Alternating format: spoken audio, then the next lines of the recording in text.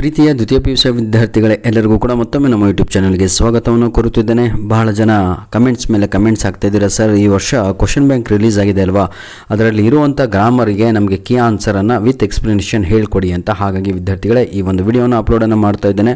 90% chances ಇದೆ ಈ ಒಂದು ಕ್ವಶನ್ ಬ್ಯಾಂಕ್ನಿಂದಲೇ ಎಲ್ಲ ಪ್ರಶ್ನೆಗಳು ಕಾಪಿಯಾಗಿ ನಿಮ್ಮ ಒಂದು ಆ್ಯನ್ಯುವಲ್ ಎಕ್ಸಾಮ್ಗೆ ಕೇಳುವಂಥದ್ದು. ಎನಿಹೌ ಕೇಳ್ತಾರೋ ಬಿಡ್ತಾರೋ ಸೆಕೆಂಡರಿ, ಆದರೆ ಹೇಗೆ ಬರಿಬೇಕು, ಯಾವ ರೀತಿಯಾಗಿ ನೋಡಿ. ಇದು ಪ್ಯಾಸಿವ್ ವಾಯ್ಸ್ ಅಂತ. ಕ್ವಶನ್ ನಂಬರ್ 11 ನಿಮ್ಮ ಆ್ಯನ್ಯುವಲ್ ಎಕ್ಸಾಮಲ್ಲಿ ಇರುತ್ತೆ. ಕ್ವಶನ್ ನಂಬರ್ 11ರಲ್ಲಿ ನಿಮಗೆ 3 ಅಂಕದ ಒಂದು ಫಿಲ್ ಇನ್ ದ ಬ್ಲ್ಯಾಂಕ್ಸ್ ಬರುತ್ತೆ. ಆದರೆ ಸ್ವಲ್ಪ ಇನ್ಸ್ಟ್ರಕ್ಷನ್ಸನ್ನು ನಾವು ಓದ್ಕೊಳ್ಳೋಣ ಬನ್ನಿ. This question item can be choose from the text are from the outside the text ಅಂತ ಕ್ಲಿಯರ್ ಆಗಿ ಕೊಟ್ಟಿದ್ದಾರೆ. ಇದರ್ಥವೇನು ಅಂತ ಹೇಳಿದರೆ, ಗ್ರಾಮರ್ ಏನು ನಿಮಗೆ ಸೆಕೆಂಡ್ ಇಯರ್ PUC ಗ್ರಾಮರು ನಿಮಗೆ ಆ್ಯನ್ಯುವಲ್ ಎಕ್ಸಾಮಲ್ಲಿ ಕೇಳ್ತಾರೋ ಅದು ಟೆಕ್ಸ್ಟ್ ಬುಕ್ಕಿಂದನೇ ಕೇಳಬೇಕು ಅಂತ ಏನು ಕಂಡೀಷನ್ ಇಲ್ಲ, ಹೊರಗಿಂದನೂ ಕೇಳಬಹುದಾಗಿದೆ ಅಂತ. Only passive verbs are tested here. It is for 3 marks and in the form of fill in the blanks. Write the given paragraph in the answer paper. ಅರ್ಥ ಆಗುತ್ತೆ ಎಲ್ಲರಿಗೂ ಯಾವ ರೀತಿಯಾಗಿ ಕ್ವಶನ್ ನಂಬರ್ 11 ಬರೀಬೇಕು. Write the paragraph. Given paragraph ಅಂದರೆ ಕೊಟ್ಟಿರೋದನ್ನು ಸಂಪೂರ್ಣವಾಗಿ ಇದನ್ನು ಕಾಪಿ ಮಾಡಿ ಬರೀಬೇಕು. ಇಲ್ಲಿ ಕಾಣ್ತಾ ಇದೆ ಈಗ ಕ್ವಶನ್ ನಂಬರ್ ಏನಿದು, ಇದು ಪೂರ್ತಿ ಬರೀಬೇಕು. ಕ್ಲಿಯರ್?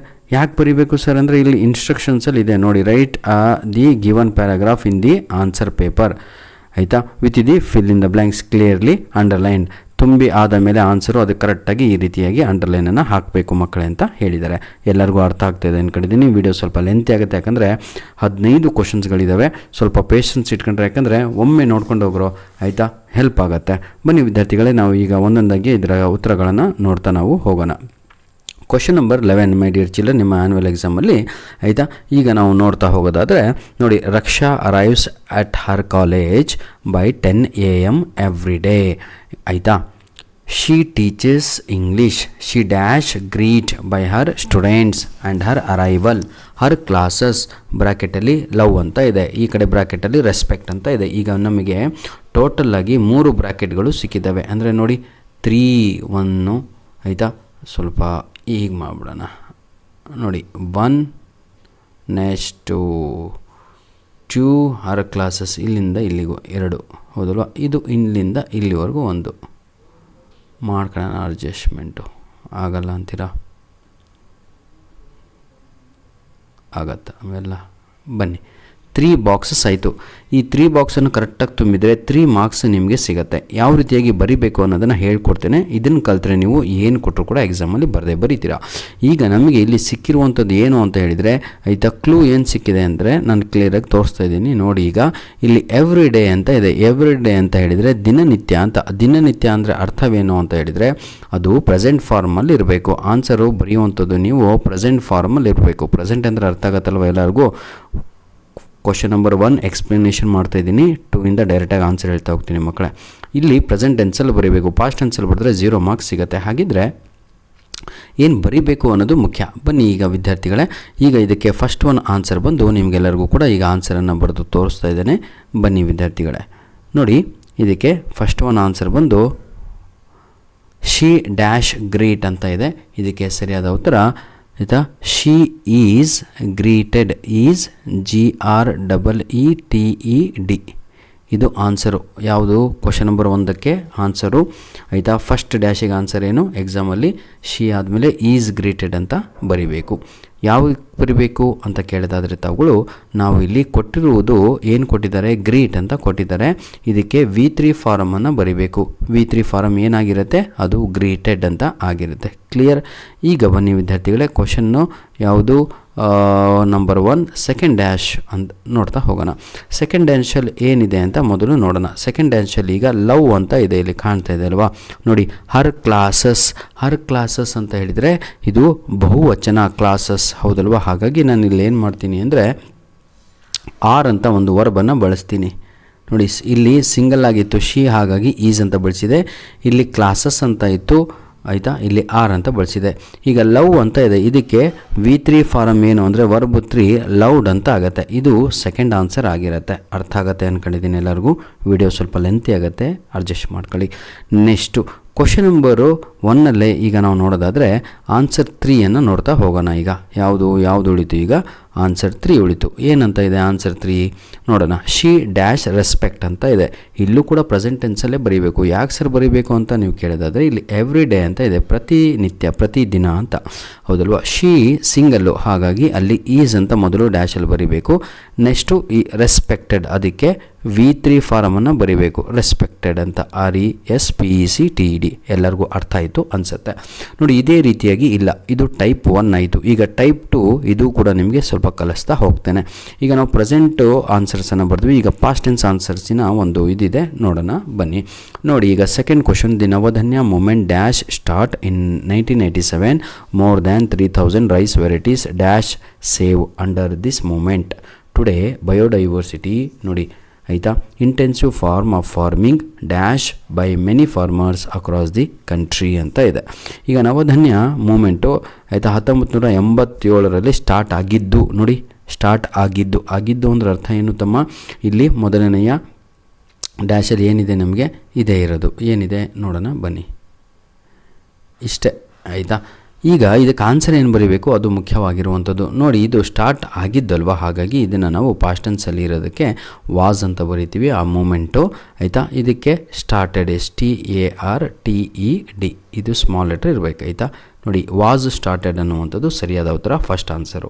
ಹಾಗಿದ್ರೆ ಸೆಕೆಂಡ್ ಆನ್ಸರು ಅದೇ ರೀತಿಯಾಗಿ ಬರುತ್ತಾ ಅದನ್ನು ಚೆಕ್ ಮಾಡಬೇಕು. ಬನ್ನಿ ಈಗ ಸೆಕೆಂಡ್ ಆನ್ಸರ್ ಏನಂತ ಬರ್ತಾ ಇದೆ ನೋಡಿ. ವೆರೈಟೀಸ್ ಅಂತ ಹೇಳಿದರೆ ಬಹುವಚನ, ಹಾಗಾಗಿ ಈ ಒಂದು ಬಹುವಚನ ಇದ್ದರೆ ಏನಂತ ಬರೀಬೇಕು? ವರ್ ಅಂತ ಬರೀಬೇಕು. ಪ್ಲೂರಲ್ ಫಾರಮಲ್ಲಿ ನಾವುಗಳು ಏನಂತ ಬಳಸಬೇಕು ಸರ್? ವರ್ ಅಂತ ಬರೀಬೇಕು. WERE ಅಂತ ಬರೀಬೇಕು. ಸೇವ್ಗೆ V3 ಫಾರಮು ಸೇವ್ಡ್ ಅಂತ ಆಗುತ್ತೆ. SAVED ಅಂತ ಆಗುತ್ತೆ. ಹಾಗಿದ್ರೆ ಎಲ್ಲದಕ್ಕೂ ಪಾಸ್ಟ್ ಟೆನ್ಸಲ್ಲೇ ಬರ್ತಾ ಇದೆ ಆನ್ಸರು? ಇಲ್ಲ ನೋಡಿ, 3ನೇ ಡ್ಯಾಶು ಪಾಸ್ಟ್ ಟೆನ್ಸಲ್ಲಿ ಬರ್ತಾನೆ ಇಲ್ಲ ಆನ್ಸರು. ಯಾಕೆ ಅಂತ ಅದು ಕೂಡ ನೋಡೋಣ ಬನ್ನಿ. ನೋಡಿ ಈಗ ಥರ್ಡ್ ಡ್ಯಾಶ್ ಕೂಡ ಭಾಳ ಜನ ಏನು ಮಾಡ್ತಾ ಇದ್ದೀರಾ ಅಂದರೆ ವಾಸ್ ಪ್ರಾಕ್ಟೀಸ್ಡ್ ಅಂತ ಬರೀತೀರಾ, ಅದಕ್ಕೆ 0 ಮಾರ್ಕ್ಸನ್ನು ಕೊಡ್ತಾರೆ. ಯಾಕೆ ಅಂತ ಹೇಳ್ತೀನಿ ನೋಡಿ. ವಾಸ್ ಪ್ರಾಕ್ಟೀಸ್ಡ್ ಅಂತ ಬರೀತಿದ್ರೆ ಇದಕ್ಕೆ ತಪ್ಪು ವಾಸ್ ಇಲ್ಲಿ. ಯಾಕೆ ಅಂದರೆ ಇಲ್ಲಿ ಟುಡೇ ಅಂತ ಬಂತು. ಟುಡೇ ಅಂತ ಬಂದಮೇಲೆ ಮುಂದೆ ಬರುವಂಥದ್ದೆಲ್ಲ ಪ್ರೆಸೆಂಟ್ ಟೆನ್ಸಲ್ಲಿರಬೇಕು. ಇಲ್ಲಿ ಈಸ್ ಅಂತ ಬರೀಬೇಕು. ಅರ್ಥ ಆಗುತ್ತಾ ನೋಡಿ? ಫಾರ್ಮಿಂಗ್ ಈಸ್ ಪ್ರಾಕ್ಟೀಸ್ಡ್ ಅಂತ ಎಕ್ಸಾಮಲ್ಲಿ ಏನು ಬರೀಬೇಕು ತಮ್ಮ? ಐ ರಿಪೀಟ್, ಎಕ್ಸಾಮಲ್ಲಿ ಏನು ಬರೀತೀರಾ ನೋಡಿ, ಈಸ್ ಪ್ರಾಕ್ಟೀಸ್ಡ್ ಅಂತ ಈ ಕಾಲಮಿಗೆ ಬರೀಬೇಕು. ಈ ಆನ್ಸರಿಗೆ ಈಸ್ SED ಆಯಿತಾ. ಎಲ್ಲರಿಗೂ ಅರ್ಥ ಆಯಿತು ಅನಿಸುತ್ತೆ, ಭಾಳ ಈಸಿಯಾಗಿ ಹೇಳ್ಕೊಡ್ತಾ ಇದ್ದೀನಿ ಆಯಿತಾ ಮಕ್ಕಳೇ. ನೋಡಿ ಇದಕ್ಕೆ ಒಂದು ಫಾರ್ಮುಲಾ, ಯಾರೆಲ್ಲ ವೀಡಿಯೋ ನೋಡ್ತಾ ಇದ್ದೀರೋ ಅವರಿಗೆ ಮೊದಲಿಗೆ ನಾನು ಹೇಳಲಿಲ್ಲ, ಯಾಕಂದರೆ ನನಗೆ ಚೆನ್ನಾಗಿ ಗೊತ್ತು. ಭಾಳ ಜನ ವೀಡಿಯೋದ ಮಧ್ಯದಲ್ಲೇ ಸ್ಕಿಪ್ ಮಾಡ್ಕೊಂಡು ಹೋಗ್ತಾ ಇರ್ತೀರ, ಹೋಗ್ತಾ ಇರ್ತಾರೆ ಕಣ್ರಿ. ಟೆನ್ಷನ್ ನೈಲೇನಕ ಭಯ್ಯ. ನೋಡಿ ವಿದ್ಯಾರ್ಥಿಗಳೇ, ಈಗ ನಾನು ನಿಮಗೆ ತೋರಿಸ್ಕೊಡ್ತೇನೆ. ಈಗ ಬನ್ನಿ ಈಗ ಆಯಿತಾ. ಫಾರ್ಮುಲಾ ಏನು ಅಂತ ಹೇಳಿದರೆ ಹೆಲ್ಪಿಂಗ್ ವರ್ಬ್ ಪ್ಲಸ್ V3 ಅಂತ, ಇದು ಫಾರ್ಮುಲಾ. ಹೆಲ್ಪಿಂಗ್ ವರ್ಬ್ ಅಂದರೆ ಈಸು, ಆರು, ವಾಸು, ವರ್ರು ಈಗ ಯೂಸ್ ಮಾಡ್ತಾಯಿದ್ದಿಲ್ವ ಅವು. ಇದು ಬ್ರ್ಯಾಕೆಟಲ್ಲಿ ಕೊಟ್ಟಿದ್ದಾರಲ್ವ, ಅದರ V3 ಫಾರಮನ್ನು ನಾವು ಇಲ್ಲಿ ಬರಿಬೇಕಾಗತ್ತೆ. ಈಗ ನಾನು ನಿಮಗೆ ಡೈರೆಕ್ಟಾಗಿ ಆನ್ಸರ್ಸನ್ನು ಹೇಳ್ತಾ ಹೋಗ್ತೇನೆ ಕ್ವಶನ್ ನಂಬರ್ 3ಇಂದ. ಕ್ವಶನ್ ನಂಬರ್ 3 ಕೂಡ ಸ್ವಲ್ಪ ಸಪ್ರೇಟ್ ಆಗಿದೆ ಅಲ್ರೋ, ಏನು ಮಾಡ್ತೀರಾ ಬನ್ನಿ. ಇರಲಿ, ಈಗ ಲೆಂತಿ ಆದರೆ ಯಾರು ಕೂಡ ವಿಡಿಯೋ ನೋಡಲ್ಲ ನೀವು. ಕ್ವಶನ್ ನಂಬರ್ 3 ನನ್ನ ಪ್ರೀತಿಯ ವಿದ್ಯಾರ್ಥಿಗಳೇ, ಇದಕ್ಕೆ ಸರಿಯಾದ ಉತ್ತರ ಫಸ್ಟ್ ಆನ್ಸರು ಕ್ಯಾನ್ ಬಿ ಏನಿದು ಸೀನ್ ಅನ್ನುವಂಥದ್ದು ಸರಿಯಾದ ಉತ್ತರ ಆಗಿರುತ್ತೆ. ನಂತರದಲ್ಲಿ ಆರ್ ನಾಟ್ ಟ್ರೀಟೆಡ್ ಅನ್ನುವಂಥದ್ದು ಸರಿಯಾದ ಉತ್ತರ.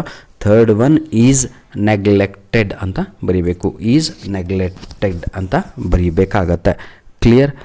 ಏನು ಸರ್ ಹಿಂಗೆ ಹೇಳ್ಬಿಟ್ರಲ್ಲ ಅಂತ. ಹೌದು, ಅದು ಪ್ರೆಸೆಂಟ್ ಟೆನ್ಸಲ್ಲಿದೆ, ಹಾಗಾಗಿ ಏನೂ ಚೇಂಜ್ ಆಗಲಿಲ್ಲ. ಕ್ವಶನ್ ನಂಬರ್ 4 ನೋಡೋಣ. A criminal was reported to the prince of Monaco. The prince amaze ಅಂತ ಇದೆ, ಡ್ಯಾಶ್ ಅಮೇಜ್ ಅಂತ ಇದೆ. ಇದಕ್ಕೆ ಸರಿಯಾದ ಉತ್ತರ ವಾಸ್ ಅಮೇಜ್ಡ್ ಅಂತ. ಯಾಕೆ ಸರ್ ವಾಸ್ ಅಂತ ಬರ್ದ್ರಿ ಮತ್ತು ಇಲ್ಲಿ ಅಂತ ಕೇಳೋದಾದರೆ ನೋಡ್ರೋ, ಇಲ್ಲಿ ಆಲ್ರೆಡಿ ಇದು ಪಾಸ್ಟ್ ಟೆನ್ಸಲ್ಲಿದೆ, ಹಾಗಾಗಿ ಈ ಉತ್ತರಗಳು ಈ ಉತ್ತರ ಎಲ್ಲ ಇದಾವಲ್ವ, ಅವು ಕೂಡ ಎದರಲ್ಲಿರಬೇಕು ಸರ್? ಪಾಸ್ಟ್ ಟೆನ್ಸಲ್ಲೇ ಬರಬೇಕಾಗತ್ತೆ. Clear my dear children? ಆಯಿತಾ? ಅರ್ಥ ಆಯಿತು ಅನಿಸುತ್ತೆ ಎಲ್ಲರಿಗೂ ಕೂಡ. ಬನ್ನಿ ಈಗ ನಾವು ಕ್ವಶನ್ ನಂಬರ್ 4 ಉತ್ತರಗಳನ್ನು ನೋಡ್ತಾ ಹೋಗೋಣ. ದ ಪ್ರಿನ್ಸ್ ವಾಸ್ ಅಮೇಜ್ಡ್ ಅಂತ.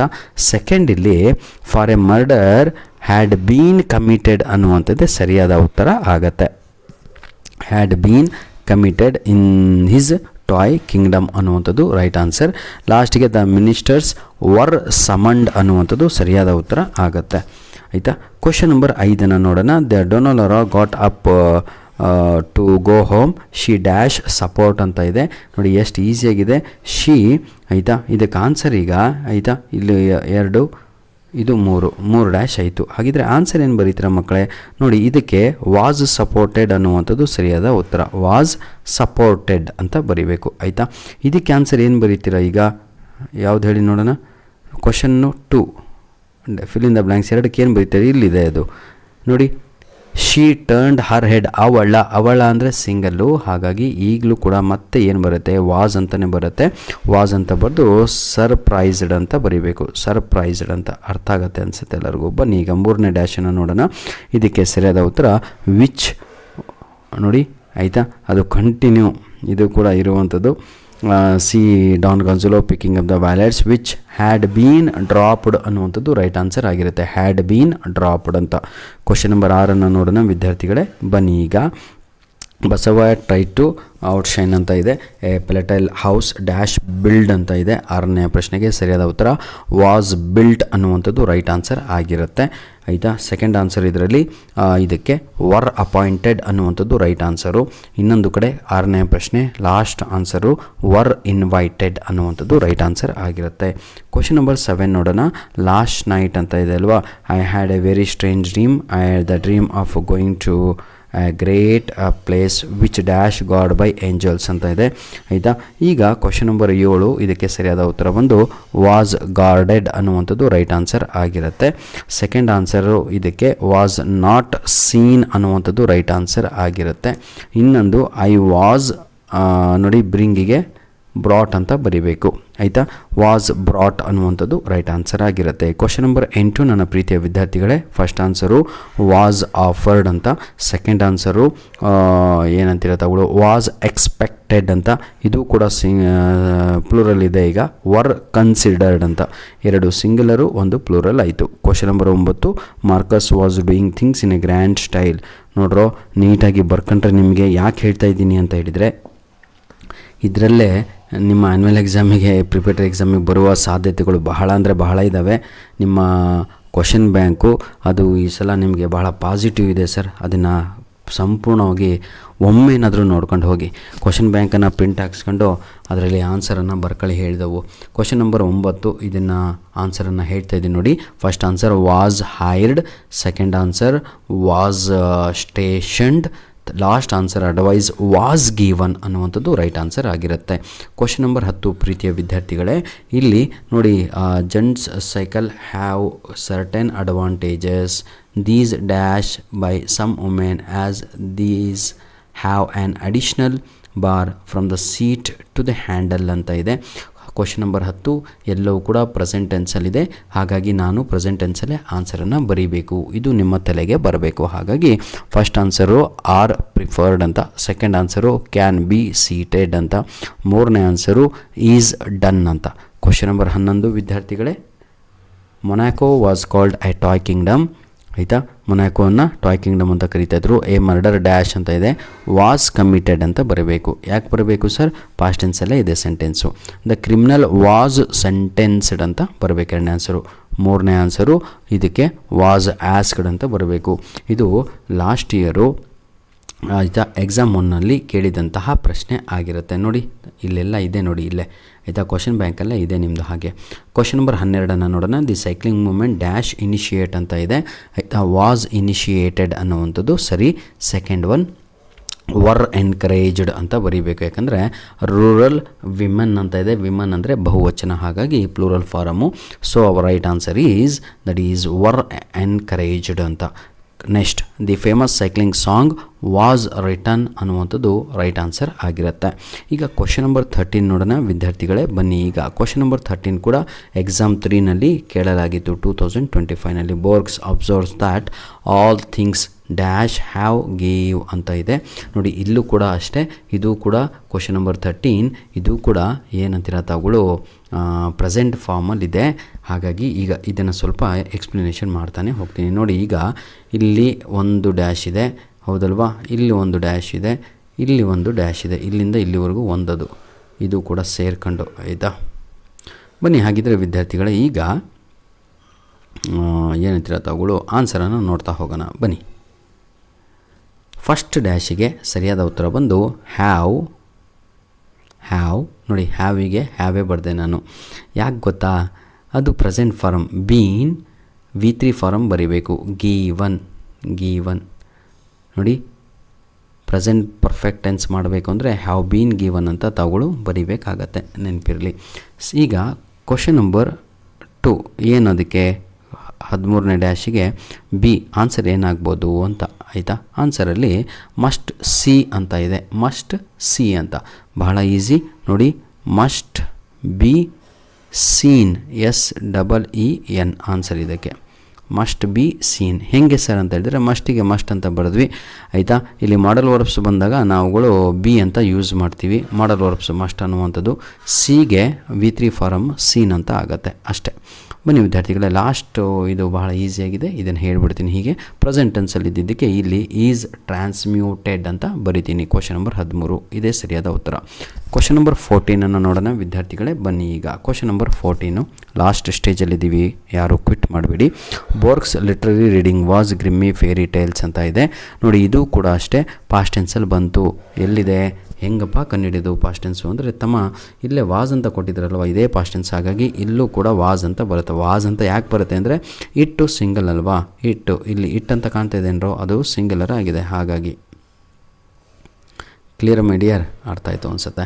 ವಾಸ್ ಫೈಂಡ್ ಅಂತ ಇದೆ, ಫೈಂಡೆಡ್ ಅಂತ ಇಂಗ್ಲೀಷಲ್ಲಿ ಇಲ್ಲ ಕಂಡ್ರೋ, ಅದನ್ನೇ ಬರೆದುಕೊಡ್ತೀರಾ. ಫಾಂಡ್ ಅಂತ FOUND ಅಂತ, ವಾಸ್ ಫೌಂಡ್ ಅಂತ, ಇದು ಸರಿಯಾದ ಉತ್ತರ, ಆಯಿತಾ. ನೆಕ್ಸ್ಟು ಇದರಲ್ಲಿ ಕ್ವಶನ್ನು 14B ನೋಡೋಣ ನೋಡಿ. ಬುಕ್ ದಟ್, ಆಯಿತಾ, ಇದು continue. It was an English ನೋಡಿ. It was an English version of the book that had been transmuted ನೋಡಿ. That had was an English that ಇದಕ್ಕೆ ಸರಿಯಾದ ಉತ್ತರ. ವಿದ್ಯಾರ್ಥಿಗಳೇ ಭಾಳ ಜನ ತಪ್ಪು ಬರೀತಾರೆ ಎಕ್ಸಾಮಲ್ಲಿ, ಹಾಗಾಗಿ ನೋಡಿ ಹ್ಯಾಡ್ ಬೀನ್ ಟ್ರಾನ್ಸ್ಲೇಟೆಡ್ ಆನ್ಸರ್ ಇದಕ್ಕೆ ಕ್ವಶನ್ ನಂಬರ್ 14ಕ್ಕೆ. ಕ್ಲಿಯರ್. ಬನ್ನಿ ಈಗ ಆಯಿತಾ. ಹಿ ಡ್ಯಾಶ್ ಎಜುಕೇಟ್ ಅಂತ ಇದೆ, ಹಿ ವಾಸ್ ಎಜುಕೇಟೆಡ್ ಅಷ್ಟೇ ಬರೀತೀನಿ ನಾನಲ್ಲಿ. ಯಾಕೆ ಅಂತ ನಿಮಗೆ ಗೊತ್ತಾಗ್ತಾ ಇದೆ ನೋಡಿ.